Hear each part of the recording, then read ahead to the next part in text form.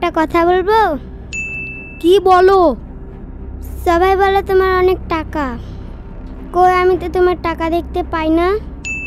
কই আমার লেগে তো কিছু নিয়ে আসো না। কি নিয়ে আনবো তোর লেগে? তুই বাড়িতে কিছু খেতে পাস না?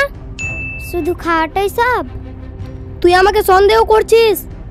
আমি নেশা করে টাকা উড়িয়ে দিই? মুখে একটা ভালো কথা নেই, সবসময় আবল তাবল, শুধু টাকা টাকা টাকা। ব্যাগটা আমার নিয়ে আয়, অফিস যেতে দেরি হচ্ছে।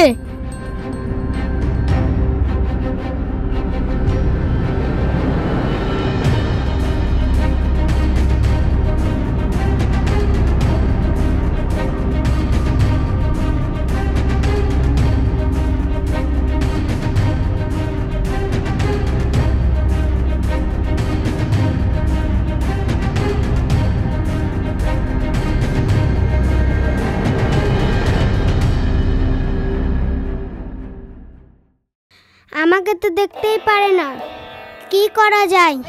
কাকে বলবো আমার এই দুঃখের কথা?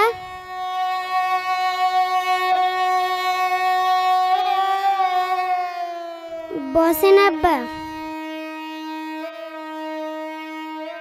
কি হলো, তোর মন খারাপ?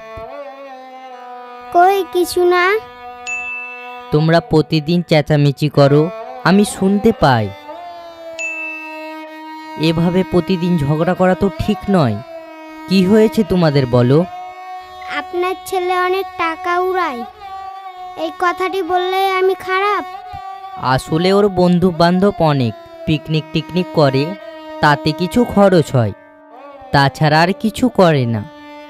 আমার মাউন্টটা খারাপ নয়, বুঝলি গে মা? সে না হয় বুঝলাম, ও তো অনেক ইনকাম। হ্যাঁ, অনেক ইনকাম। সব টাকা তো নিয়ে আসে না, ব্যবসায় পুঁজি লাগায়। পুঁজি না লাগালে ব্যবসা বড় হবে না। শোন, আজকের পর থেকে আর ঝগড়া করিস না। ওর মাথাটা ঠান্ডা রাখ, তাহলেই তো ব্যবসাটা বড় হবে। ওকে তুই সাপোর্ট কর, বুঝলি? দুঃখ করছিস, তোর সাপোর্টেই ব্যবসাটা বড় হবে। তুই তো এই ঘরের লক্ষ্মী। আচ্ছা ঠিক আছে আব্বা।